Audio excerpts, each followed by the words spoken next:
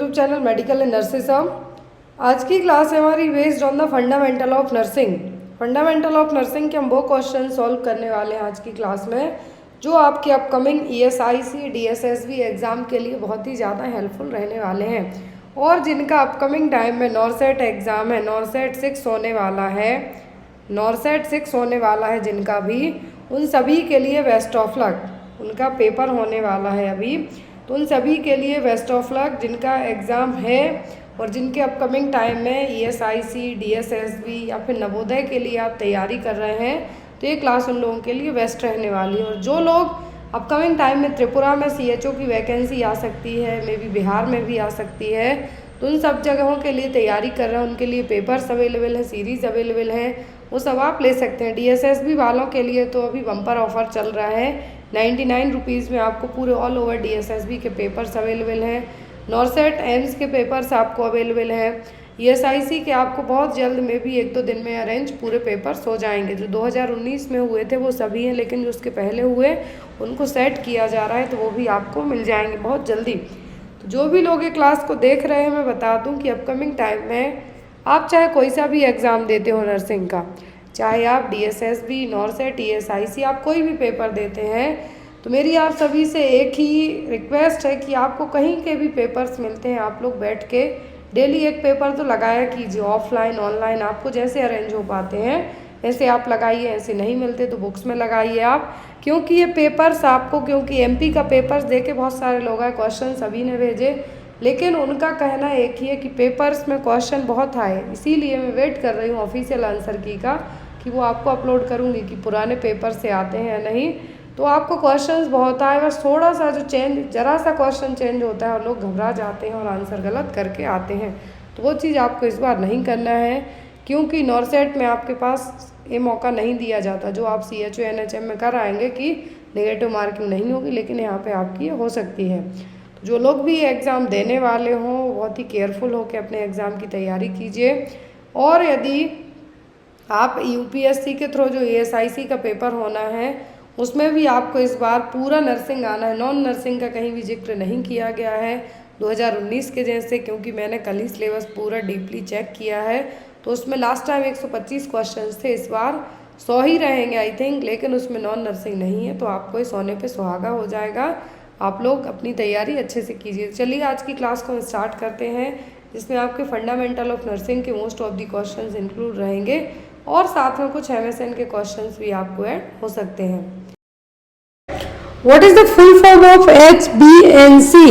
HBNC का पूरा नाम क्या है? ऑप्शन दिए गए हैं आपको, home based new mother care, home based newborn care, house based new mother care या फिर hospital based newborn care. HBNC एक प्रोग्राम है, लॉन्च किया गया था, तो यहाँ पर इस HBNC का नाम क्या है? Home based newborn care. जो इंस्टीट्यूशनल डिलीवरी होती हैं या फिर जो होम बेस्ड डिलीवरी होती हैं, तो उनके लिए प्रोग्राम लाया गया था, इसका नाम क्या था? Home based newborn care. ये प्रोग्राम लॉन्च हुआ था कब? 2011 में, 2011 में इस प्रोग्राम को लॉन्च किया गया था। ये प्रोग्राम किसके लिए था? It's for the Asha worker, जो एक्रेडिटेड सोशल हेल्थ एक्टिविस्ट है, उनके लिए प्रोग्राम है जो लाया गया था। अब यहाँ पर इस प्रोग्राम का मेन एम क्या था? मतलब कुछ ना कुछ फोकस के साथ सभी प्रोग्राम स्टार्ट किए जाते हैं। इसका टारगेट था कि जो मॉर्टेलिटी रेट है, मतलब जो न्यूबॉर्न बेबीज पैदा हो रहे हैं, न्यूनेटल मॉर्टेलिटी रेट है, उसको हमें क्या करना है? कम करना है, रिड्यूस करना है। जितने भी प्रोग्राम लाए गए हैं, चाहे वो मैटरनल रिलेट करते हो, जैसे JSY स्कीम हो गया, या फिर JSSY स्कीम हो गया, या फिर होम बेस्ड न्यूबॉर्न केयर हो गया, या फिर फैसिलिटी बेस्ड न्यूबॉर्न केयर हो गया, FBNC। जितने भी प्रोग्राम है, इनका टारगेट क्या था? स्पेशली जैसे होम बेस्ड न्यूबॉर्न केयर की बात करते हैं हम, तो ये था न्यूनेटल मॉर्टेलिटी को कम करने के लिए प्रोग्राम 2011 में लाया गया था। और इसमें जो टारगेट था वो था मेनली डिलीवरी के बाद, after the delivery Asha worker जाके कितने दिनों तक न्यूबॉर्न बेबी को चेक करेंगी, तो वो है यहाँ पर एटलीस्ट 42 डेज तक का यहाँ पे टारगेट रखा गया था। कितना? 42 दिनों तक का जो एक परपीरियम पीरियड होता है।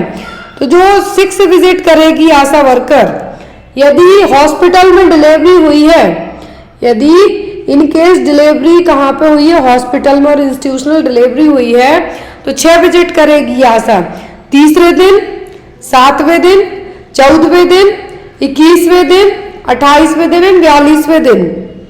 तो यदि इंस्टीट्यूशनल डिलीवरी हुई है तो कितने दिन, 6 विजिट करेगी आशा।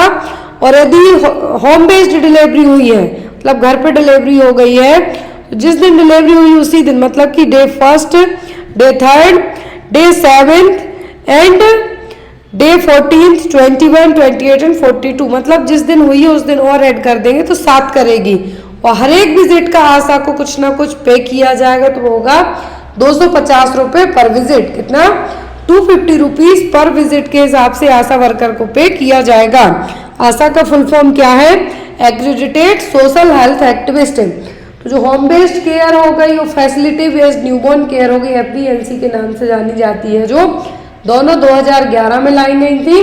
लेकिन जो फैसिलिटी बेस्ड न्यूबॉर्न केयर है, ये जनरली डिस्ट्रिक्ट, जितने भी डिस्ट्रिक्ट और टर्सरी केयर हॉस्पिटल होते हैं वहाँ पे अवेलेबल होगी।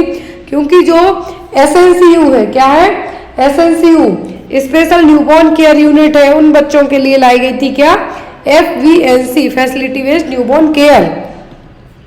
नेक्स्ट क्वेश्चन है आपका, according to World Health Organization the mother of all pandemic is known as. तो WHO के according mother of all pandemic क्या है, यहाँ पर जो ऑप्शन दिए गए जिसमें से 3 तो पैंडेमिक ही है, कोविड-19 भी है, प्लेग भी है, H1N1 भी है। कि क्या है, ये तीनों क्या है, पैंडेमिक है, महामारी ऑलरेडी घोषित हो चुकी है WHO के द्वारा। तो यहाँ पर कौन सी है जिसको मदर ऑफ पैंडेमिक कहा जाता है, मदर ऑफ पैंडेमिक कहलाएगी जो, वो क्या है, वो है H1N1। आपको लगता होगा प्लेग, कि नहीं, H1N1 जो कि वर्ल्ड, जो पूरे ऑल ओवर पूरे विश्व में 1918 से 1919 के बीच में फैला था। उस टाइम पे WHO ने इसके लिए क्या कहा था, मदर ऑफ ऑल पैंडेमिक, जितनी भी महामारी हुई है उनकी माँ घोषित कर दिया था WHO ने खुद। तो यहाँ पर यदि बात करते हैं हम, तो फर्स्ट वेव आई थी 1918 में, और इसकी सेकेंड वेव आई थी कोविड जैसे ही, जो कि 1919 में। तो यहाँ पर आपको याद रखना है कि मदर ऑफ ऑल पैंडेमिक, सभी महामारियों की माँ किसको कहा गया, H1N1। क्लियर। नेक्स्ट है यहाँ पर, which of the following anti malarial drug is safe during pregnancy. तो प्रेगनेंसी में कौन सी एंटी मलेरियल ड्रग है जो कि सेफ है, chloroquine, quinine, chloramphenicol and primary anti malarial drug है वो कौन सी है, वो है क्लोरोक्विन। कौन सी, क्लोरोक्विन और हाइड्रोक्सी क्लोरोक्विन, जो कि हर एक 3 ट्राइमेस्टर होते हैं प्रेगनेंसी के, first, second and third trimester, तीनों ट्राइमेस्टर में सेफ मानी जाती है क्या, क्लोरोक्विन। आंसर आपका क्या होगा, क्लोरोक्विन और हाइड्रोक्सी क्लोरोक्विन, दोनों आप दे सकते हैं किसमें, प्रेगनेंसी में। यदि कॉम्प्लिकेटेड मलेरिया है तब पूछा जाता है यदि आपको, तो जो कंबाइंड थेरेपी दी जाती है मलेरिया की वो रहेगी। तो यहाँ पर यदि ओनली प्रेगनेंसी में पूछे तो क्लोरोक्विन। और जो यदि आपको एक और क्वेश्चन आता है, यहाँ पे ऐड कर देते हैं कि कौन सा जो मलेरिया की स्पीसीज है, 4 स्पीसीज होती है। तो जो फाल्सीपैरम है, फाल्सीपैरम क्या कॉज कर सकती है, सेरिब्रल मलेरिया, ये आपको आता है एग्जाम में। जो प्लाज्मोडियम की जो फाल्सीपैरम स्पीसीज है वो सेरिब्रल मलेरिया कॉज कर सकती है। Household waste including water other than excreta is referred as. Household waste है जिसमें क्या है, वाटर है लेकिन एक्सक्रीटा नहीं है, अदर देन एक्सक्रीटा। एक्सक्रीटा का मतलब है यहाँ पर यूरिन एंड फीकल मटेरियल, तो वो नहीं है तो वो क्या कहलाएगा, सीवेज, रिफ्यूज, गार्बेज या फिर सलेज, क्या कहलाएगा। यदि only household waste water है लेकिन उसमें एक्सक्रीटा नहीं है तो ये कहलाएगा सीवेज। क्या होगा, सीवेज। सलेज का मतलब है कि,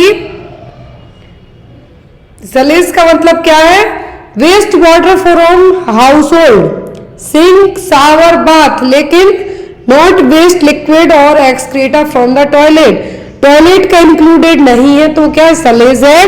और यहाँ पर अदर देन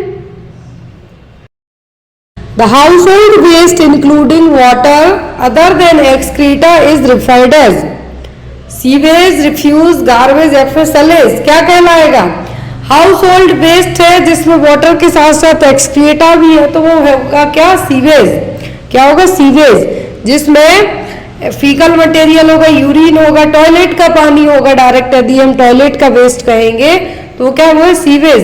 लेकिन सलेज का मतलब है यहाँ पर वाटर है, जो वेस्ट वाटर है जो कि सिंक से, शावर से, नहाने से आपके आया, लेकिन इसमें नॉट वेस्ट लिक्विड और एक्सक्रीटा फ्रॉम द टॉयलेट, जो फीकल मटेरियल, यूरिन ये सब मिक्स नहीं होगा। मिक्स है तो सीवेज पानी में, लेकिन ये नहीं है, किचन का पानी हो गया, सिंक का, शावर का, नहाने का, तो वो कहलाएगा सलेज। दैट मीन्स इसमें सलेज का मतलब है कि इसमें टॉयलेट वाला जो एक्सक्रीटा है या फिर टॉयलेट एक्सक्रीटा का मतलब है ये यूरिन और फीकल मटेरियल नहीं है तो क्या? सलेज। यदि है तो sewage. Next one, increase in the size और mass of tissue is known as. यदि साइज और मास ऑफ टिश्यू बढ़ रहे हैं तो क्या है? ग्रोथ है, मैच्यूरेशन है, डेवलपमेंट है कि प्रोग्रेस है। यदि टिश्यू की साइज बढ़ती है, मतलब आपकी बॉडी की साइज बढ़ते जा रही है तो टिश्यू की साइज बढ़ना कहलाएगी, वो कहलाएगी ग्रोथ। क्या कहलाएगी? ग्रोथ। लेकिन आपका लेवल ऑफ थिंकिंग बढ़ रहा है, सोचने समझने का तरीका बढ़ रहा है, स्किल बढ़ रहे हैं आपके, तो वो क्या कहलाएगा? वो कहलाएगा डेवलपमेंट। क्वांटिटेटिव मेजरेबल, जैसे आपकी लंबाई बढ़ना, वजन बढ़ना, ये सब क्या है? ग्रोथ। क्या है? क्वांटिटेटिव मेजरेबल है। टिश्यू की साइज बढ़ रही, सेल्स की साइज बढ़ रही। लेकिन डेवलपमेंट का मतलब है आपके सोचने समझने की क्षमता बढ़ रही है, मैच्यूरेशन ऑफ स्किल बढ़ रहा है, कॉग्निटिव स्किल डेवलप हो रहा है, तो क्या है? वो है डेवलपमेंट। नेक्स्ट वन,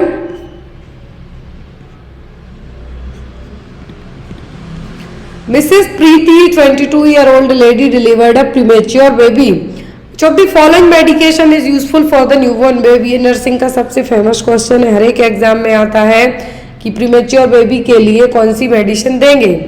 रीजन भी बताएंगे आपको। ऑप्शन में oxytocin, ranitidine, dexamethasone and testosterone.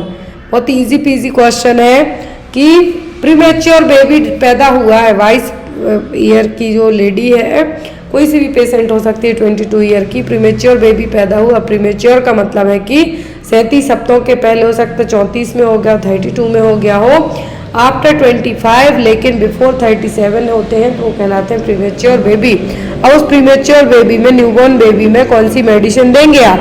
तो वो की डेक्सामेथासोन। क्यों? क्योंकि डेक्सामेथासोन देने से जो बीटामेथासोन देते हैं आप, तो प्रीटर्म लेबर को क्या कर सकती है? थोड़ा सा प्रीपोन कर सकती है, सॉरी पोस्टपोन कर सकती है। लेकिन इनकेस हो गया है बेबी, तो डेक्सामेथासोन देने का मतलब क्या है कि बेबी के जो लंग्स है वो प्रॉपर मैच्योर नहीं हो पाए हैं। लंग्स में जो एक सरफेक्टेंट होते हैं वो उतने ज़्यादा नहीं है, इसके कारण ब्रीदिंग प्रॉब्लम हो सकती है। तो लंग्स मैच्योरिटी के लिए क्या दिया जाता है? डेक्सामेथासोन। न्यूबॉर्न बेबी में देने की बात कर रहे हैं, प्रीमेच्योर में, तो वो क्या होगा? लंग्स मैच्यूरेशन में हेल्प करेगा, जो कि आपको सांस लेने में हेल्पफुल है, जो आपके लंग्स वही तो काम करेंगे। तो यहाँ पर आपका आंसर क्या होगा? डेक्सामेथासोन। प्रीटर्म जो प्रीमेच्योर बेबी हुआ है उसमें आप डेक्सामेथासोन देंगे। Next is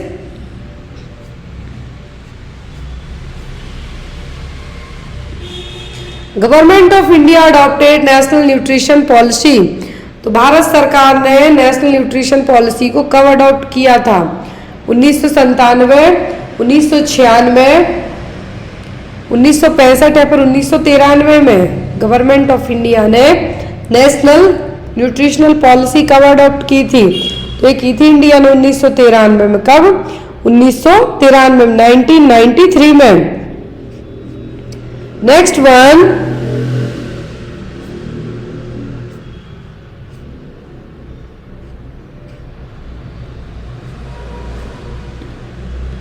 the extreme softening of the cervix during the first trimester is known as. First trimester मतलब इनिशियल टाइम पर यदि सर्विक्स का कलर कैसा हो जाता है? सॉरी सर्विक्स बहुत ज़्यादा सॉफ्ट हो जाती है। और सॉफ्ट क्यों होती है? बहुत ज़्यादा ब्लड फ्लो होने के कारण। जो ब्लड वेसल्स में ब्लड का फ्लो हो रहा है वो ज़्यादा हो रहा है पेल्विक एरिया में प्रेगनेंसी के टाइम पर, तो यहाँ पर ज़्यादा ब्लड फ्लो होने के कारण सर्विक्स क्या है, सॉफ्ट हो जाती है, ब्लूइश कलर की भी होने लगती है। तो ये कौन सा साइन है? चैडविक, ओसिएंडर, गॉडेल्स या फिर ऑल ऑफ दी अबव। तो extreme softening of the cervix during the first trimester of pregnancy, it's known as the Goodell sign. Chadwick पूछे तो ब्लू और वायलेट जो पर्पलिश कलर है वो हो जाएगा 4th वीक ऑफ जेस्टेशन में। ओसिएंडर का मतलब है कि पल्सेशन क्या है, बढ़ जाएगा, increased pulsation felt through the lateral fornix at 8th week. 4th week में चैडविक साइन होगा। और यहाँ पे कहा है कि फर्स्ट ट्राइमेस्टर में तो वो होगा गॉडेल साइन, मतलब extreme softening of the cervix. Next one is the anterior fontanel normally closes between the age of. Anterior posterior fontanel से इनके बीच का डिफरेंस पढ़ के जाना, कब क्लोज होते हैं, किन के बीच में है, ये आपको एग्जाम में आता है। तो एंटीरियर क्लोज होते हैं बाद में, पोस्टीरियर और ऑक्सीपुट क्लोज होते हैं पहले। तो यहाँ पर क्वेश्चन है आपका कि एंटीरियर फॉन्टेनल कब क्लोज होंगे? 2 से 3 महीने में, 12 से 18 महीने में, 3 to 6 मंथ में, फिर 1 and 9 मंथ में। तो एंटीरियर फॉन्टेनल क्लोज होते हैं जनरली 12 to 18 मंथ की एज में, जब बच्चे की उम्र 12 से 18 महीने हो जाए। आपने सुना होगा कि बच्चे का जो तालू है, फ्रंट हेड, जो फ्रंटल पार्ट है माथे के, यहाँ माथा जिसको कहेंगे, इसके ऊपर जिन बच्चों की उम्र 1.5 साल से कम की रहती है वहाँ पे आप हाथ रख के देखना कितना फास्ट पल्सेशन फील होगा, वो इसीलिए होता है। और जो आप 2-2.5 साल के बच्चे में हाथ रख के देखेंगे कितना फास्ट फील नहीं होगा, तालू जिसको कहते हैं आप। तो क्या है यहाँ पर एक जो क्लोज होंगे फॉन्टेनल, तो कब क्लोज होंगे? 12 से 18 महीने की एज में। और पोस्टीरियर की बात करें तो 6 to 8 week after the birth और 2 मंथ की उम्र में बच्चे की। लेकिन क्लोज होते हैं 1.5 साल तक की उम्र में, 1 साल से 1.5 साल तक, तो वो होंगे एंटीरियर फॉन्टेनल 12 से 18 महीने के बीच में। Next one, which of the following sugar concentration is highest in Honey. तो जो हनी है, शहद है, उसमें सबसे ज्यादा कौन सी शुगर होगी? लैक्टोज, ग्लूकोज, माल्टोज या फिर फ्रक्टोज? कौन सी शुगर सबसे हाईएस्ट होगी? हाईएस्ट कंसंट्रेशन ऑफ शुगर किस में होगी? लैक्टोज, ग्लूकोज, माल्टोज या फिर फ्रक्टोज में होगी? किस में होगी? फ्रक्टोज में। Which of the following perinatal infection disease is the mostly contagious? Perinatal disease यहाँ पर है जो कि बहुत ज्यादा कंटेजियस है। वो पेरीनेटल डिसीज कौन सी है? Syphilis, hepatitis B virus, HIV या फिर हर्पीस सिम्प्लेक्स वायरस। पेरीनेटल जो एक टाइम पीरियड होता है जब प्रेगनेंसी हो, become pregnant and up to a year after giving birth, मतलब कंसीव करने के बाद से लेकर डिलीवरी होने तक का जो ड्यूरेशन है वो पेरीनेटल पीरियड है। यदि इस टाइम पे कंटेजियस इन्फेक्शन की बात की जा रही है तो वो सबसे ज्यादा कंटेजियस कौन सा होगा?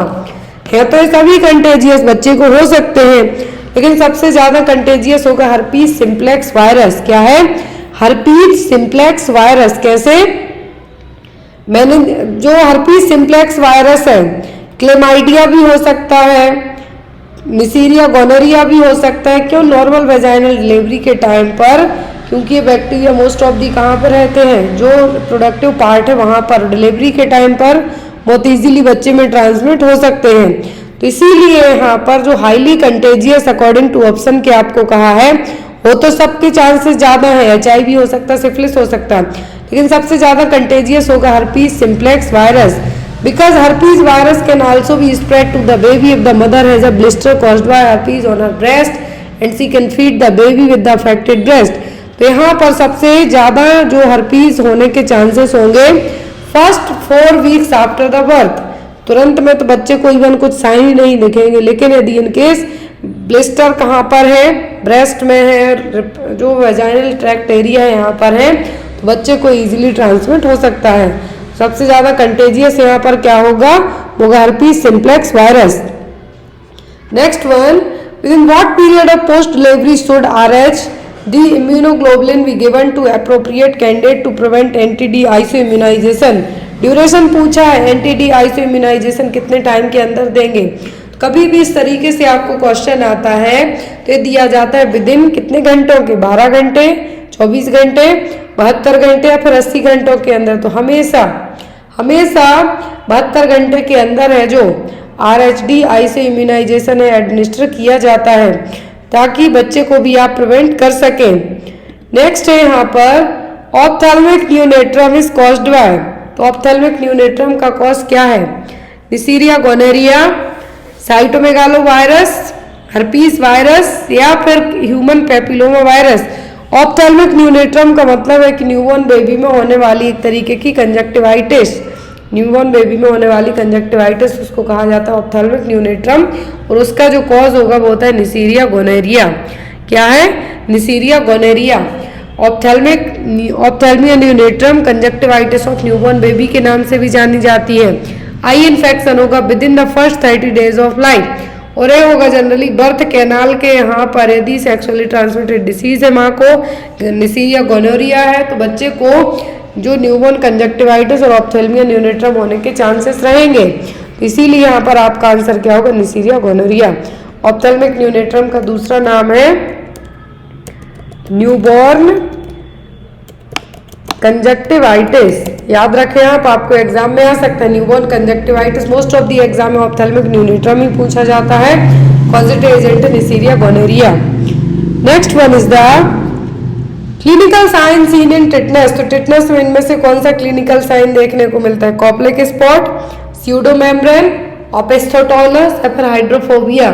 तो हाइड्रोफोबिया देखने को मिलता है रेबीज में, कॉप्लिक मिलता है मीजल्स में, स्यूडोमेम्ब्रेन डिप्थीरिया के केस में देखने को मिल सकती है। तो जो ओपेस्थोटोनस, जो टोनस मतलब मसल से रिलेट करता है, कुछ मसल्स अफेक्ट होती है किसमें? टिटनेस में। तो यहाँ पर आपकी पूरी बॉडी हाइपर एक्सटेंशन के कारण पूरा एक आर्च बना लेगी। आर्च मतलब ब्रिज टाइप से जो बना लेगी वो कहा जाता है एपेस्थोटोनस और एपेस्थोटोन्स।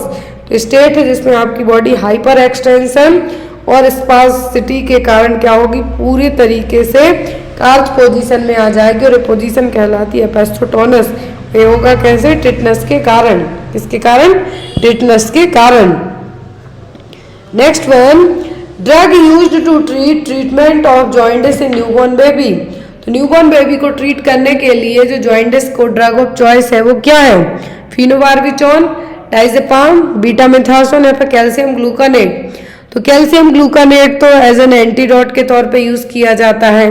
अब यहाँ पर बचता है जॉइंटिस के लिए ड्रग ऑफ चॉइस, तो वह फिनोबार्बिटोन। क्या है? फिनोबार्बिटोन जो ड्रग ऑफ चॉइस है ये क्या करेगी? Liver, it acts on the liver and induce glycocoline transferase. और ग्लाइकोकोलिन ट्रांसफरेज लिवर एंजाइम है जो कि बिलिरुबिन को कन्वर्ट करेगा, ताकि बॉडी से वाइल के थ्रू है जो क्या हो जाए? बिलिरुबिन रिमूव हो और बाहर निकले। तो जो ड्रग ऑफ चॉइस है वो क्या होगी? फिनोबार्बिटोन। ये डायरेक्टली क्या कर रही है? लिवर पे कोई भी मेडिसिन है मेटाबोलाइजेशन लिवर से होते हुए होगा। ज़्यादा दवाई खाओगे लिवर खराब हो जाता है आपका। लिवर सिरोसिस का एक रीजन ये भी है, जो आप मेडिकेशन खाते हैं वो ज़्यादा खाने के कारण। तो यहाँ पर यदि जो फिनोबार्बिटोन देते हैं आप न्यूबॉर्न बेबी में जॉइंटिस की ट्रीटमेंट के लिए, तो वो क्या करेगी? लिवर को कहेगी कि भाई आप लिवर एंजाइम जो कि ग्लाइकोलिन ट्रांसफरेज एंजाइम रिलीज करो, ताकि ये बिलिरुबिन को वाइल के फॉर्म में कन्वर्ट करेगी और ये वाइल आपकी बॉडी से बाहर निकलेगा। जब वाइल बाहर निकलेगा, बिलिरुबिन कन्वर्ट होके वाइल के फॉर्म में, जॉइंटिस अपने आप ठीक होगा। Next is primary complex in a chest x ray is a characteristics feature of. आप लोगों ने, जिन भी लोगों ने अभी तक चेस्ट एक्सरे का शॉर्ट्स नहीं देखा वो लोग देख लें कि एक्सरे जो आपका चेस्ट एक्सरे होता है उसमें 10 टाइप के एक्सरे यदि किए जा रहे हैं, 10 अलग अलग डिसीज में चेस्ट एक्सरे अलग तरीके से शो होगा। बूट शेप्ड है यदि आपको कहा जाता है तो टेरेटोलॉजी ऑफ फैलेट में देखने को मिल जाता है। अब यहाँ पर चेस्ट एक्सरे का जो फीचर है प्राइमरी कॉम्प्लेक्स, प्राइमरी कॉम्प्लेक्स का मतलब गोन्स कॉम्प्लेक्स देखने को मिलते हैं चेस्ट एक्सरे में। तो किस डिसीज में? निमोनिया में, एम्पाइमा में, ब्रोंकोलाइटिस में या फिर ट्यूबरक्लोसिस में। एम्पाइमा का मतलब है कि लंग्स से वहाँ पर पस का कलेक्शन हो जाना, क्या है? पस भर जाना। अब यहाँ पर जो प्राइमरी कॉम्प्लेक्स और गोन्स फोकाई देखने को मिल रहे हैं चेस्ट एक्सरे में, वो देखने को मिलते हैं किसमें? टीबी में और ट्यूबरक्लोसिस में। इस तरीके से तो जो ग्रेन्युलोमा है और गॉस फोकाई है क्या कहलाते हैं? Primary complex. तो ये कहाँ पे देखने को मिलेंगे? स्पेशली लोअर लंग्स वाले पार्ट में। तो यहाँ पर ये जो गॉस फोकाई पूछे जाते हैं आपको या फिर प्राइमरी कॉम्प्लेक्स से देखने को मिलते हैं किसमें? टीबी वाले मरीज के चेस्ट एक्सरे में। नेक्स्ट वन,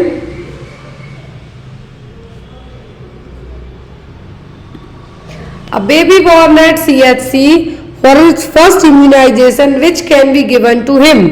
यदि न्यूबॉर्न बेबी कहाँ पे हुआ है? कम्युनिटी हेल्थ सेंटर में, तो पहला वैक्सीन कौन सा देंगे? डीपीटी, बीसीजी, एमएमआर या फिर टाइफॉइड। इनमें से कौन सा वैक्सीन दिया जाएगा बच्चे को eight the time of birth? तो होगा बीसीजी, बेसिलाई कालमेटिक यूरिन। क्या है? Bacilli कालमेटिक urine. बीसीजी के अलावा भी दी जाती है जो वैक्सीन, एक होती है ओपीवी 0 डोज। पूछा जाता है एट द बर्थ जो ओपीवी दी जाती है वो क्या कहलाता है? 0 डोज ऑफ वैक्सीन। फिर एक और दी जाती है hepatitis B intramuscular. Clear? BCG दी जाती है left upper arm ID route से, इंट्राडर्मल रूट से। तो यहाँ पर विटामिन के भी दिया जाता है, विटामिन के भी दिया जाता है आईएम बच्चे के लिए। तो यदि at the time of birth BCG vaccine दी जाती है, यदि बीसीजी का वैक्सीन डोज पूछते हैं 0.05 ml eight the time of birth, लेकिन जब बच्चे की उम्र 4 हफ्तों से ज़्यादा हो जाए, 1 महीने से ज़्यादा हो जाए, 0.1 ml देंगे, लेकिन 1 साल तक ही दी जाती है। एक टाइम का जो शॉट है बीसीजी का एटलीस्ट बच्चे को 20 साल तक प्रोटेक्ट करके रखेगा। ओपीवी की जो डोज दी जाती है वो 0 डोज दिया जाता है, ओरली 2 बूंद। हेपेटाइटिस बी आईएम रूट से दिया जाता है। अब यहाँ पर जो बात की जा रही है, एक और छोटा सा 1 मिनट का टॉपिक ऐड किया गया, वैक्सीन वेल मॉनिटर। तो बीबीएम पॉलिसी किस वैक्सीन के लिए अप्लाई की जाती है? तो वो की जाती है ओपीवी के लिए। मोस्टली एग्जाम में आपको इससे 2 क्वेश्चन आते हैं। बीबीएम का फुल फॉर्म कौन सी वैक्सीन के लिए यूज किया जाता है और क्यों किया जाता है? तो वैक्सीन की लगाने लायक जो क्षमता बची है या नहीं, एक्सपायर्ड तो नहीं हो गई, उसके लिए यूज किया जाता है। यदि इनर स्क्वायर आउटर सर्किल से अलग कलर में है, मतलब ये क्या है? वैक्सीन यूज की जा सकती है। फिर यदि इनर स्क्वायर जो आउटर सर्किल है क्या है? लाइटर है देन आउटर रिंग से, तब भी यूज कर सकते। लेकिन जब दोनों सेम कलर के हो जाएं तो डिस्कार्ड कर देनी है, वैक्सीन यूज करने लायक नहीं है। या फिर जो बाहरी सर्किल है वो सेम कलर का है, लेकिन जो इनर स्क्वायर होता है व्हाइट कलर का वो ज्यादा डार्क हो जाए, तो इस टाइम पे भी क्या कर देना है? आपको डिस्कार्ड कर देनी है vaccine. Inner square darker then the outer ring, मतलब जो बीच का स्क्वायर है, चौथी स्टेज होती है जब वो क्या हो जाए? ज्यादा डार्क हो जाए आउटर रिंग से, तब भी डिस्कार्ड कर देनी है। और यदि दोनों का कलर सेम हो जाए तब भी डिस्कार्ड कर देनी है। लेकिन यदि आउटर सर्किल और जो इनर स्क्वायर का कलर अलग अलग है तब आपको यूज कर सकते हैं। तो जो 2 लास्ट की स्टेज है, कलर एक सा हो जाए तब यूज नहीं करना है, इनर स्क्वायर का कलर ज्यादा डार्क हो जाए तब भी यूज नहीं करना है, वैक्सीन को थ्रो इट कर देना, डिस्कार्ड कर देना है। Clear? Next one is the characteristics fever found in typhoid is. Typhoid में जो फीवर आता है उसका फीचर क्या है? ऑप्शन में है यहाँ पर relapsing fever, step ladder fever, continuous fever and intermittent fever. तो टाइफाइड कैरेक्टरिस्टिक्स फीचर क्या है टाइफाइड फीवर का? तो टाइफाइड में जो बुखार आता है स्टेप लैडर फीवर, मतलब जैसे सीढ़ियों चढ़ते जाओ उस तरीके से एक लेवल पे हाई फीवर हो जाएगा। तो ये क्या है? Step ladder fever. Step ladder fever जो टाइफाइड है इसका कॉज क्या होता है? एक बैक्टीरिया, साल्मोनेला टाइफी नाम का बैक्टीरिया। टेस्ट किया जाता है तो वो होता है विडाल टेस्ट। विडाल टेस्ट पूछा जाता है तो होता है टाइफाइड के लिए फीवर का पैटर्न होता है स्टेप लैडर फीवर। अब यहाँ पर साल्मोनेला टाइफी अलग है और टाइफस अलग है, दोनों चीजें याद रखें। साल्मोनेला टाइफी किसके लिए रिस्पॉन्सिबल है? टाइफाइड के लिए। इसके लिए टेस्ट होता है क्या? Widal test. नेक्स्ट है एग्जाम्पल ऑफ लाइव वैक्सीन, तो लाइव वैक्सीन का एग्जाम्पल क्या है? BCG, मीजल्स, कोलेरा, एफरी एंड बी। लाइव वैक्सीन होती है, किल वैक्सीन होती है। तो लाइव वैक्सीन है यहाँ पर कौन सी? बी पर। Which is the first bone that ossifies in foetal life. Ossifies का मतलब है यहाँ पर बनने वाली पहली बॉर्न, फीटल लाइफ में बनने वाली सबसे पहली बॉर्न कौन सी है? क्लेविकल, स्कैपुला, फीमर या फिर ऑल ऑफ दी अबव। आप लोग भी अपने आंसर मार्क कर सकते हैं, आपको 5 सेकंड का टाइम दिया जाएगा। तो पहली बॉर्न है, फर्स्ट बॉर्न है जो ओसिफाइड होती है फीटल लाइफ में। सबसे पहले तो बनती है पूरी न्यूरल ट्यूब, लेकिन फर्स्ट बॉर्न की बात की जा रही है कि सबसे पहले कौन सी बॉर्न है जो ओसिफाइड होगी? स्कैपुला, फीमर या फिर क्लेविकल। जनरली 3 बॉर्न का सबसे पहले ओसिफिकेशन होता है, clavicle, mandible and membranes bone, जो स्कल की बोन्स होती हैं वो। लेकिन यदि आपको ऑप्शन में क्लेविकल की जगह मैंडिबल आए तो आप उसको मार्क कर सकते हैं, क्योंकि सबसे पहले 2 बोन्स हैं जो बनती हैं, फिर आफ्टर दैट जो स्कल की बोन्स है वो भी बनना स्टार्ट होती हैं। तो ओसिफिकेशन का मतलब है बनना। तो जो फर्स्ट फीटल लाइफ में जो बोन बनेगी वो कहलाएगी क्लेविकल। इसको आप कॉलर बोन के नाम से भी जानते हैं। एस से बोन है, और जो फ्रैक्चर होता है सबसे कॉमनली जो फ्रैक्चर भी देखने को मिलता है वो भी क्लेविकल बोन में ही होता है। और ह्यूमन बॉडी की एक ओनली ऐसी बोन है जो हॉरिजॉन्टल रहती है। हॉरिजॉन्टल मतलब ऐसे जो एक तरीके से हमें कहें कि आड़े, या क्योंकि सभी बोन्स क्या है स्ट्रेट फॉरवर्ड रहती, डाउन साइड रहेंगी, लेकिन ये क्या है हॉरिजॉन्टल वे में रहेगी। ऐसी पहली बोन है जो हॉरिजॉन्टल रहती है, वो क्या है? वो है clavicle.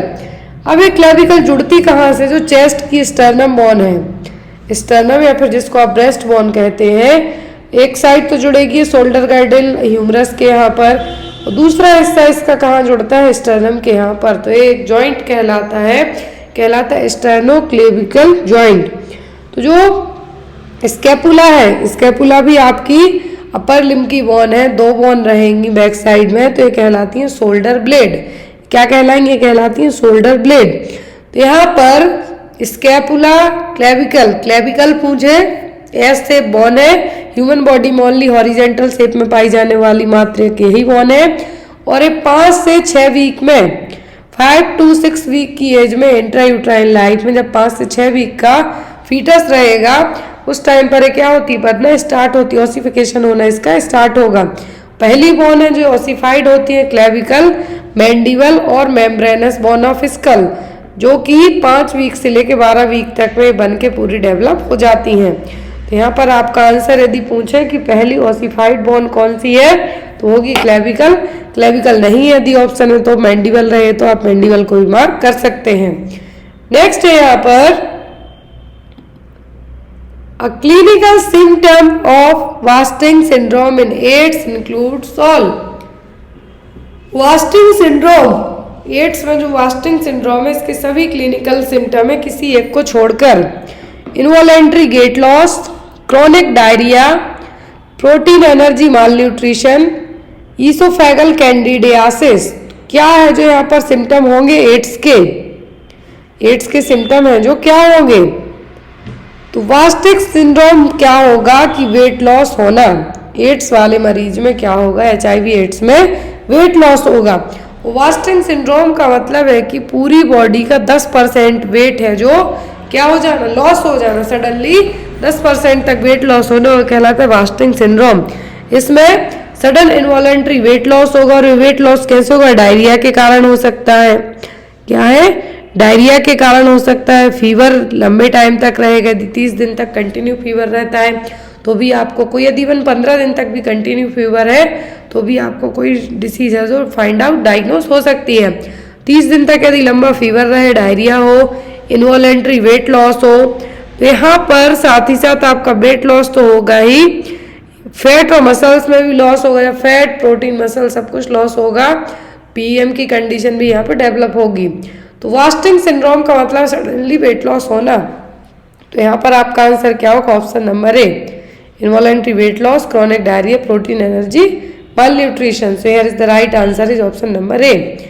Wasting syndrome refers to unwanted weight loss of more than 10% of persons body weight, 10% से भी ज़्यादा बॉडी वेट के वजन का लॉस होना, जो कि डायरिया, वीकनेस, फीवर के कारण हो सकता है। मान लीजिए यदि 150 पाउंड का मैन है, 150 पाउंड वेट है किसी पर्सन का, वेट लॉस 15 पाउंड और उससे ज़्यादा हो जाए तो इतने जल्दी वेट का लॉस होना क्या कहलाएगा? Wasting syndrome. Next one is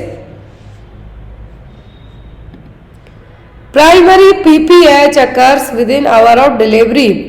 primary postpartum haemorrhage है तो कितने घंटे के अंदर डिलीवरी के कंसिडर किया जाएगा? 6 से 24 या फिर 12 आवर। एक होता है प्राइमरी, दूसरा होता है सेकेंडरी पीपीएच।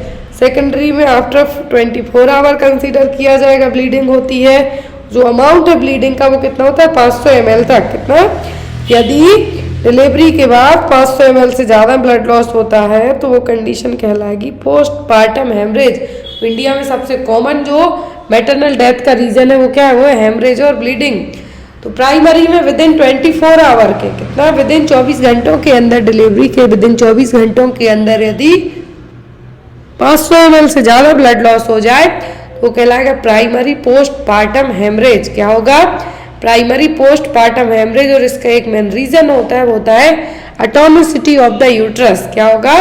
यूट्रस की जो टोन्स है उस टोन का एब्सेंट होना, वो क्या कहलाएगा? Atonicity of the uterus. तो यहाँ पर आपका आंसर क्या होगा कि प्राइमरी पीपीएच को कब कंसीडर किया जाएगा? जब 24 आवर में 500 ml से ज़्यादा ब्लड लॉस हो जाए तब कंसीडर किया जाएगा। जब blood loss more than 500 ml, 500 ml से ज़्यादा ब्लड लॉस हो जाए तब कंसीडर क्या किया जाएगा? Postpartum haemorrhage. अब प्राइमरी तो यदि डिलीवरी होने से लेके विद इन 24 घंटों के अंदर यदि हो जाती है 500 ml से ज़्यादा ब्लीडिंग तो कहलाएगा पीपीएच। आफ्टर 24 आवर तो वो कहलाएगा सेकेंडरी पीपीएच। सबसे कॉमन पीपीएच का रीजन क्या होता है? तो होता है एटोनिसिटी ऑफ द यूट्रस। क्या है? Atonicity of the uterus. Next is excessive alcohol use while on warfarin therapy leads to. Excessive alcohol का यूज करते हैं जब आप वार्फरिन थेरेपी पर हैं तो यहाँ पर आपको क्वेश्चन देखें कि जब वार्फरिन थेरेपी ले रहे हैं लेकिन साथ में अल्कोहल भी ड्रिंक करते हैं क्या होगा? Decreased anticoagulant effect, increased anticoagulation effect, increased vitamin K absorption. Warfarin क्या है? एक एंटीकोगुलेंट है। क्या है? एंटीकोगुलेंट है। अब यदि आप अल्कोहल भी साथ में लेते हैं लेकिन वार्फरिन आपकी थेरेपी चल रही है तो यहाँ पर आपको क्या होने के चांसेस रहेंगे? डिक्रीज्ड एंटीकोगुलेंट इफेक्ट होगा, increased anticoagulation effect, increased vitamin K absorption या फिर D none of the above. Excessive alcohol intake का मतलब है कि आपकी मान लीजिए किसी बीमारी के लिए आपको वार्फरिन है जो दिया जा रहा है, वार्फरिन दिया जा रहा है जो कि एक टेरेटोजेनिक इफेक्ट भी करती है। तो यदि वार्फरिन देते हैं आप तो साथ में यदि कोई शराब पी रहा है तो क्या होगा? यहाँ पर जो वार्फरिन थेरेपी दे रहे हैं आप, कोई शराब भी पी रहा है, ऐसे केस में एंटीकोगुलेशन इफेक्ट क्या होगा? बढ़ जाएगा। क्योंकि यह अल्कोहल भी है जो आपकी बॉडी में कुछ platelets, body to make fewer platelets than normal. देखिए alcohol can also cause your body to make fewer platelets than normal. Platelet cells हैं जो कि ब्लड क्लॉटिंग में हेल्प करेंगी। वार्फरिन क्या है? इंटरफेयर करेगा क्लॉटिंग प्रोसेस में। तो यदि आप शराब पीते हैं तो यहाँ पर मेजर ब्लीडिंग का कारण बन सकता है क्योंकि वार्फरिन इस चांस को और बढ़ाने का काम करेगा। तो इसीलिए यहाँ पर आपका आंसर क्या होगा? Increased anticoagulation effect. क्लियर है? मान लीजिए कोई शराब पी रहा है लेकिन उसकी वार्फरिन थेरेपी चल रही है तो ऐसे केस में जो एंटीकोगुलेशन इफेक्ट है वार्फरिन का वो भी क्या होगा? बढ़ जाएगा। क्या होगा? बढ़ेगा जब ये इफेक्ट। तो यहाँ पर वार्फरिन के इफेक्ट पड़ने के कारण ब्लीडिंग के रिस्क है वो भी बढ़ जाएंगे। Next one,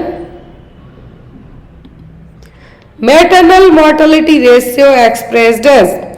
maternal mortality rate है, सॉरी रेशियो है, किस टर्म में एक्सप्रेस किया जाएगा?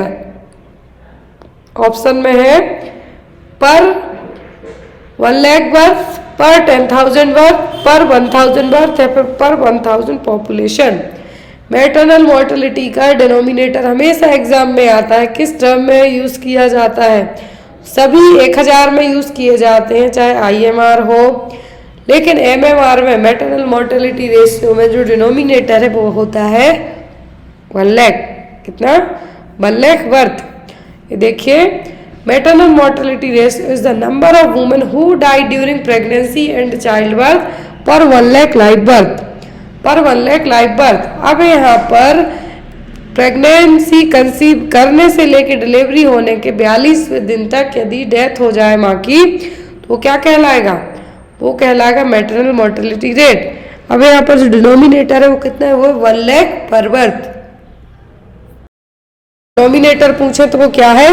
वो number of women dies 1 lakh पर live birth. 1 lakh live birth में जो वुमेन की मरने की जो संख्या है वो यहाँ पर एज ए डिनोमिनेटर के तौर पे यूज किया जाएगा। तो जो यहाँ पर एक्सप्रेस करेंगे आप MMR को, वो क्या होगी? 1 lakh birth. Next one, MTP act does not allow termination of pregnancy after. Medical termination of pregnancy act के तहत कितने वीक की प्रेगनेंसी के बाद आप टर्मिनेट नहीं करवा सकते?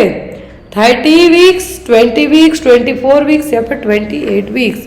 कितने वीक की प्रेगनेंसी के बाद टर्मिनेट है जो नहीं करा सकते प्रेगनेंसी को, मतलब कि बेबी अबॉर्ट नहीं करा सकते, तो वो यहाँ पर क्या होगा? MTP एक्ट के तहत 20 हफ्ते तक जो यहाँ पर ड्यूरेशन दिया जाता है वो होता है ओनली 20 वीक का। लेकिन कब तक? After that how many weeks of pregnancy you can't terminate? So it's 20 weeks. कितना? 20 वीक की प्रेगनेंसी के बाद है जो आप टर्मिनेट नहीं करवा सकते हैं। MTP एक्ट 1971 में आया था। फिर यहाँ पर अमेंडमेंट एक्ट भी आया था, अमेंडमेंट में 24 कर दिया गया था, लेकिन कुछ साथ में कंडीशंस भी लगाई गई थी। तो यहाँ पर अबॉर्शन कंसीडर किया जाता है इंडिया में लीगल तरीके से। यदि हम बात करें तो होता है MTP एक्ट के तहत 20 वीक तक की प्रेगनेंसी हो, लेकिन यदि 20 वीक से ज़्यादा की प्रेगनेंसी हो जाती है तो अबॉर्शन करने की परमिशन नहीं दी जाती है। 1971 में MTP एक्ट आया था, तो यहाँ पर इस एक्ट के तहत 20 वीक से आगे की प्रेगनेंसी को टर्मिनेट नहीं करवाया जाता है। कुछ एक्सेप्शनल केस में 24 वीक्स में टर्मिनेट कर सकते, लेकिन ऐसे केस में कोर्ट का ऑर्डर या फिर कुछ और अदर रीजंस रहेंगे तभी प्रेगनेंसी टर्मिनेट की जाती है। Next is under MCH programme iron folic acid tablets to be given daily to mothers as. तो IFI टैबलेट हैं जो माँ को, जो मैटरनल चाइल्ड हेल्थ प्रोग्राम है उसके तहत माँ को डेली कितनी आयरन फॉलिक एसिड की टैबलेट दी जाएगी, कितना डोज दिया जाएगा? ऑप्शन में 60 mg iron plus 500 mcg folic acid. Next option है 100 mg iron plus 500 mcg folic acid. Next 60 mg iron plus 100 mcg folic acid, या फिर 100 mg iron plus 100 mcg folic acid. तो MCH प्रोग्राम के तहत, MCH programme के तहत कितना iron folic acid tablet दी जाती है? तो वो होता है 100 mg iron plus 500 mcg folic acid. कितना? कंपोनेंट क्या है इसके? Maternal health, family planning, child health, school health, handicap children, care of children in special setting जैसे कि डे केयर वाले हो गए, मैटरनल हेल्थ सर्विसेज। तो यहाँ पर ये सभी क्या है? प्राइमरी हेल्थ केयर के पार्ट है। और इस MCH केयर के तहत जो IFA टैबलेट दी जाती हैं वो होती है कितनी? 100 mg आयरन की प्लस 500 mcg फॉलिक एसिड की। Next one is spermicide used in contraceptive today जो एक कॉन्ट्रासेप्टिव मेथड है इसमें कौन सा स्पर्मिसाइड यूज किया जाएगा? प्रोस्टाग्लैंडिन F2, MPA, 9-nanoxynol या फिर नन ऑफ दी अबव। तो जो यहाँ पर कॉन्ट्रासेप्टिव टुडे क्या है? टुडे जो कि एक वेजाइनल कॉन्ट्रासेप्टिव है, यहाँ पर इसमें जो स्पर्मिसाइड यूज किया जाता है वो होता है 9-nanoxynol। क्या है? 9-nanoxynol। तो यहाँ पर यूज किया जाएगा। ये देखिए, टुडे वेजाइनल कॉन्ट्रासेप्टिव है जो कि बर्थ कंट्रोल प्रोडक्ट के तौर पे यूज की जाएगी। इसमें क्या रहेगा? 1000 mg ऑफ नैनोक्सिनॉल रहेगा। डायरेक्शनल लाइन, जो कि जैसे ही इंटरकोर्स किया जाएगा तो स्पर्म को किल करने का काम करेगा कौन, नाइनॉक्सिनॉल। तो यहाँ पर inserted into the vagina and while in place provide protection against pregnancy for 24 hour, 24 घंटों के लिए हेल्पफुल रहने वाला है। किसका character? The fourth dimension of health according to WHO, World Health Organization के अकॉर्डिंग चौथे नंबर का हेल्थ डायमेंशन कौन सा है? ऑप्शन दिए गए हैं यहाँ पर है आपको। हेल्थ डिटर्मिनेंट डायमेंशन में से क्वेश्चन आता ही आता है, चाहे ANM का पेपर दे आप या NHM या फिर CHO कोई सा भी एग्जाम दें। तो फोर्थ डायमेंशन कौन सा है? Physical, mental dimension, social dimension या फिर स्पिरिचुअल डायमेंशन। चौथे नंबर का डायमेंशन कौन सा है? तो जो फोर्थ डायमेंशन है वो है यहाँ पर आपका स्पिरिचुअल डायमेंशन। कौन सा? Spiritual dimension. टोटल 5 डायमेंशन होते हैं, first physical, mental, emotional, spiritual and last one is the social. तो यहाँ पर जो हेल्थ डायमेंशन है, ये डायमेंशन एक से दूसरे को अफेक्ट करते हैं। हेल्थ की डेफिनेशन क्या है WHO के according? Health as state of physical, mental and social wellbeing in which any disease and infirmity are absent. तो यहाँ पर क्या WHO के अकॉर्डिंग हेल्थ की डेफिनेशन है। तो इसमें जो 5 डायमेंशन है जिसमें से चौथे नंबर का पूछा गया है तो वो स्पिरिचुअल डायमेंशन है। 5वां पूछते तो वो था social dimension. First physical, mental, emotional, spiritual and last is the social dimension. एक डायमेंशन दूसरे डायमेंशन को डायरेक्टली है जो क्या करेगा, अफेक्ट करने का काम भी करेगा। Next is a couple with one child has been trying without success for several years to have another child. The following terms would describe the situation. एक कपल है, एक चाइल्ड उनका ऑलरेडी है, लेकिन वो कई सालों से कोशिश कर रहे हैं कि उनको दूसरा बच्चा भी हो जाए, लेकिन क्या हो रहे हैं, अनेबल हो रहे हैं, नहीं हो पा रहा है। तो ये क्या है?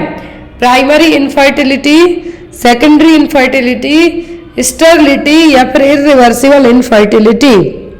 तो यहाँ पर क्या है कि एक बच्चा हो गया है तो लेकिन अब दूसरे के लिए ट्राई कर रहा है तो हो नहीं रहा है, तो स्टेरिलिटी तो है नहीं क्योंकि एक ऑलरेडी हो गया है, और ना ये प्राइमरी होगा क्योंकि एक बच्चा ऑलरेडी है, दूसरे के लिए कोशिश कर रहे हैं तो ये कहलाएगी सेकेंडरी इनफर्टिलिटी। प्राइमरी का मतलब होता है कि एक भी बच्चा कंसीव ना हो पाता, लेकिन यहाँ पर एक बच्चा ऑलरेडी कंसीव हो गया है, दूसरा बच्चा चाहिए है, 1 साल से बिना किसी कॉन्ट्रासेप्टिव के क्या कर रहे हैं, प्रेगनेंसी कंसीव करने की कोशिश कर रहे हैं लेकिन नहीं हो पा रहा है, तो वो क्या है, वो secondary infertility.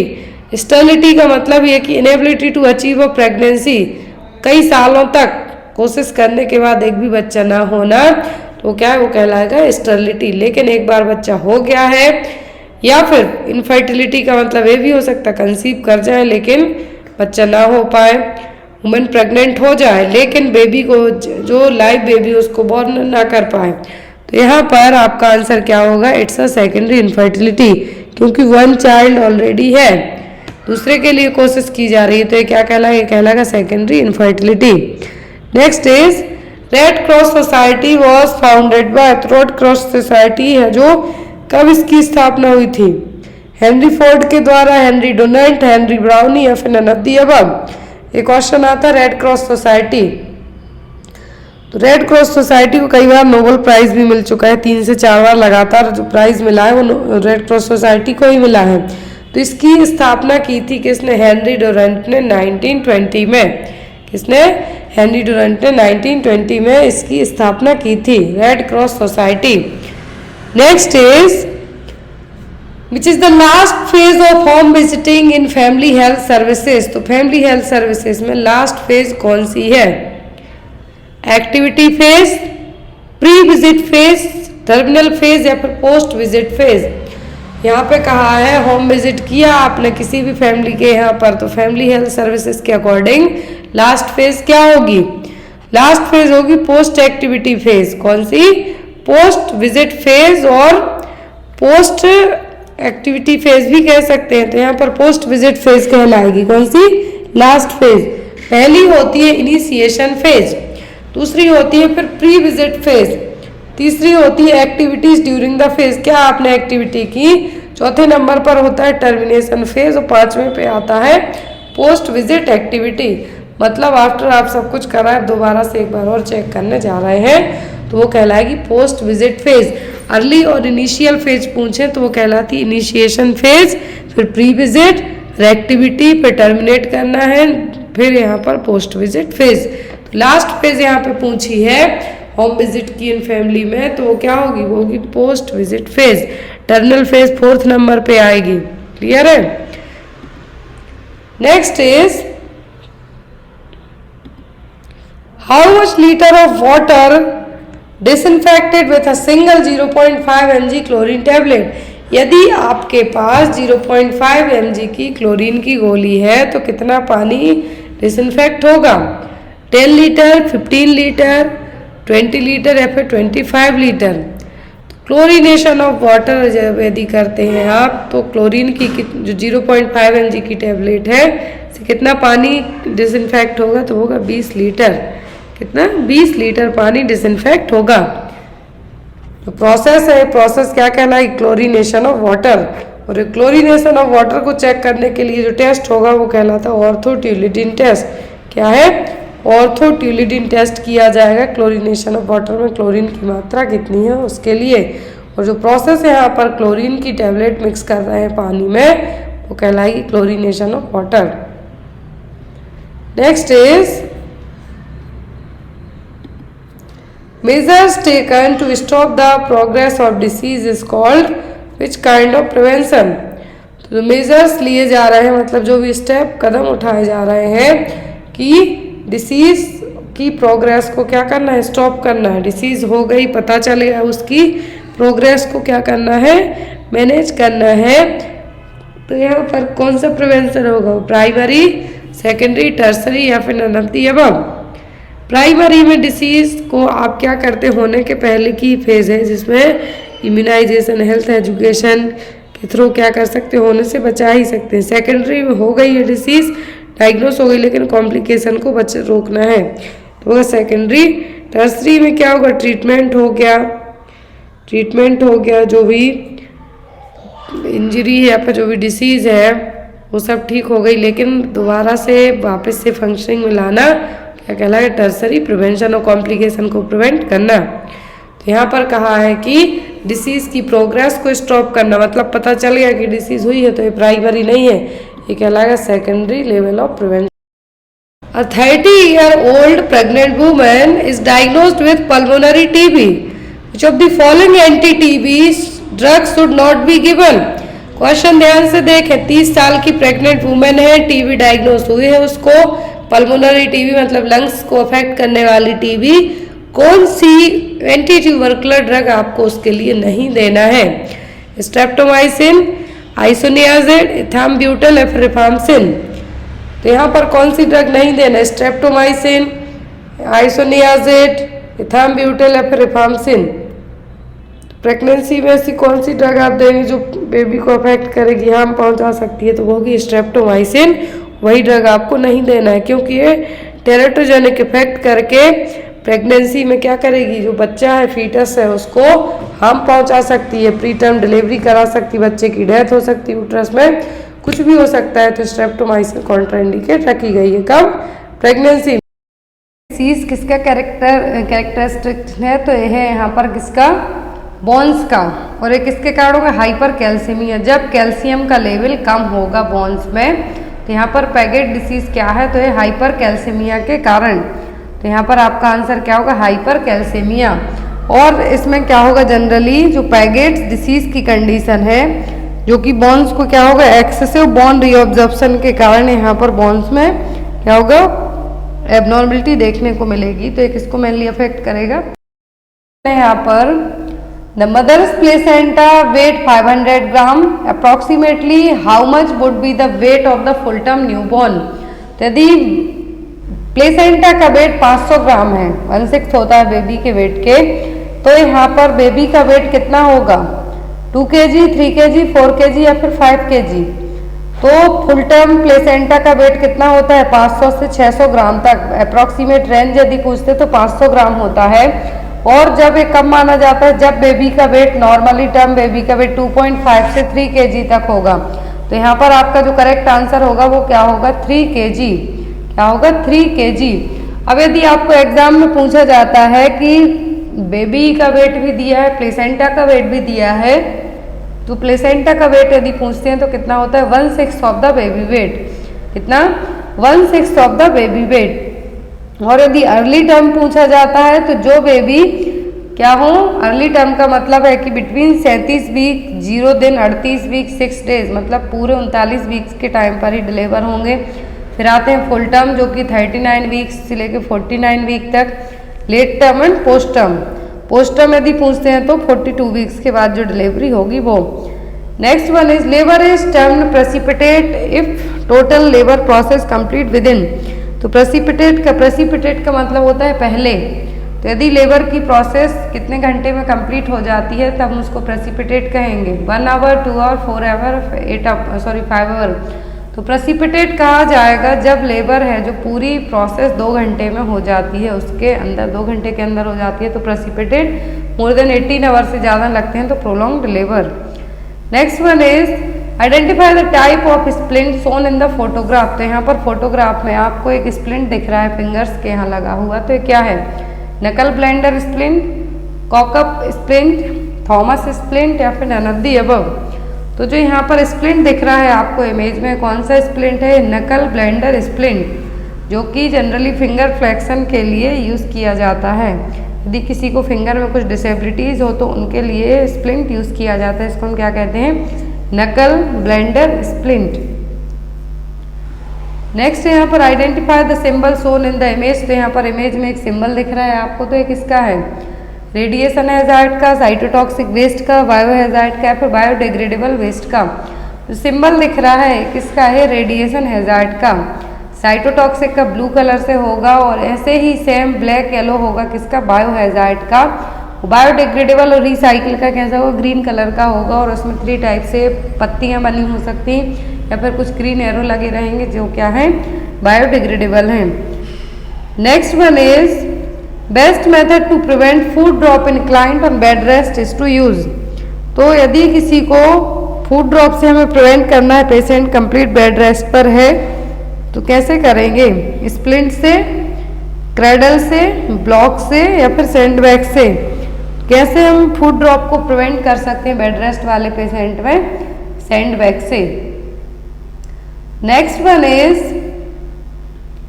What is the maximum volume that can be given in IM injection. तो इंट्रामस्कुलर इंजेक्शन से मैक्सिमम कितनी वॉल्यूम एडमिनिस्टर कर सकते हैं, 0.5 ml, 2 ml, 1 ml या फिर 6 ml। तो यदि IM इंजेक्शन की बात हो रही है तो मैक्सिमम वैल्यू की बात की जा रही है तो कितना, 6 ml तक है जो हम दे सकते हैं एक बार में, एक साइड कितना दे सकते हैं, 6 ml तक। Next one is commonest carcinoma among women is. तो वुमेन में सबसे ज्यादा होने वाला कार्सिनोमा कौन सा है, ब्रेस्ट, सर्विक्स, ओरल कैविटी या फिर लंग्स। ये सभी होते हैं सबसे ज्यादा, लेकिन होता है वो कौन सा है, carcinoma of the breast. Next one is the most prominent adverse effect of zidovudine is. Zidovudine का जो कि क्या है, ART ड्रग है, क्या है, ART ड्रग है, एड्स ट्रीटमेंट में यूज की जाती है। यहाँ पर जिडोविडिन का एक एडवर्स इफेक्ट कौन सा है, bone marrow suppression, nausea and vomiting, lethargic या फिर हेडेक। तो जिडोविडिन का जो एक एडवर्स इफेक्ट है यहाँ पर वो क्या है, बोन मैरो सप्रेशन। क्या है यहाँ पर, bone marrow suppression. Next one is funis is also known as. अब यहाँ पर हो सकता है 10 से 15 क्वेश्चन आपको गायनिक के ऐड हो जाते हैं। तो फ्यूनिस का दूसरा नाम क्या है, umbilical when, umbilical artery, umbilicus या फिर अम्बलाइकल कॉर्ड। तो फ्यूनिस का मतलब होता है अम्बलाइकल कॉर्ड। यदि नॉर्मल लेंथ पूछते हैं तो कितनी होती है, 50 से 55 centimetre.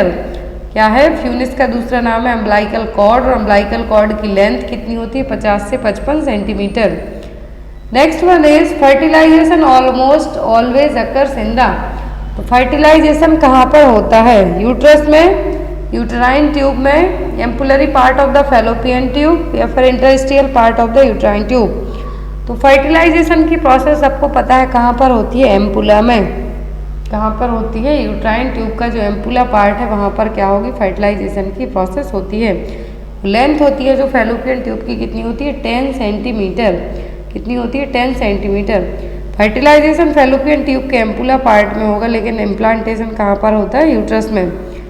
Next one is anaemia which is caused by lack of absorption of vitamin B12 due to lack of intrinsic factor is. तो यहाँ पर विटामिन B12 का कम एब्जॉर्प्शन होने के कारण जो एनीमिया होगा और इंट्रिंसिक फैक्टर की भी कमी होगी, तो वो कौन सा होगा, ऑप्शन में है प्लास्टिक, सिकल सेल, डाइमॉर्फिक या फिर एडिसन परनीसियस एनीमिया। जो एनीमिया विटामिन B12 की कम एब्जॉर्प्शन के कारण, ऐसा नहीं कि आप लेते नहीं हैं, लेते हैं लेकिन बॉडी प्रॉपर एब्जॉर्ब नहीं कर पा रही है और कुछ इंट्रिंसिक फैक्टर्स जिसकी कमी के कारण ऐसा हो रहा है, तो क्या है, तो वो यहाँ पर Addisonian pernicious anaemia. Next one is the term phlegmasia alba dolens refers to. ये क्वेश्चन आपको नया लग रहा होगा कि फ्लेगमासिया अल्वा डोनल्स है जो क्या टर्म है, deep vein thrombosis, varicose vein, Venus thrombo embolism, retrograde extension of pelvic thrombophlebitis. तो यहाँ पर जो फ्लेगमेसिया अल्वा डोनल्स का मतलब है क्या है, retrograde extension of pelvic thrombophlebitis, septic pelvic thrombophlebitis कहेंगे, जो कि पोस्टपार्टम कॉम्प्लिकेशन है, जिसमें पोस्टपार्टम फीवर के साथ साथ जो ब्रॉड स्पेक्ट्रम एंटीबायोटिक रहेंगी पेन के लिए वो काम नहीं करेंगी। इसको हम क्या कहेंगे, retrograde extension of pelvic thrombophlebitis या फिर सेप्टिक पेल्वो थ्रोम्बोफ्लेबाइटिस।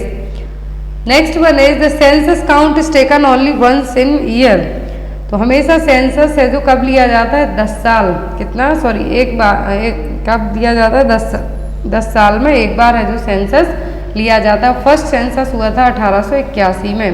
इंडिया का लास्ट सेंसस यदि बात करें अभी तो 2011 में कंडक्ट किया गया था। Next one is jet track method is used for giving IM injection because. तो जेट ट्रैक मेथड में IM इंजेक्शन क्यों दिए जाते हैं, जो भी हेलोपेरिडोल है या फिर जो भी इरिटेबल मेडिसिन है वो जेट ट्रैक मेथड से ही दी जाती हैं, तो ऐसा क्यों, because it's easy administration to reduce the pain, fast action या फिर सील द मेडिकेशन। तो IM इंजेक्शन क्यों दिया जाता है जेट ट्रैक मेथड में, क्यों, क्योंकि ये क्या करेंगे, मेडिकेशन को सील कर देंगे, अदर टिश्यूज में मेडिकेशन लीक नहीं हो पाएगी, इससे इरिटेशन नहीं होगा।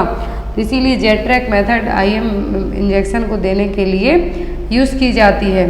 जो भी इरिटेबल मेडिसिन होती हैं जनरली वो इसी जेट ट्रैक मेथड को अपना के एडमिनिस्टर की जाती हैं। Next one is drug of choice to treat alcohol withdrawal symptom is.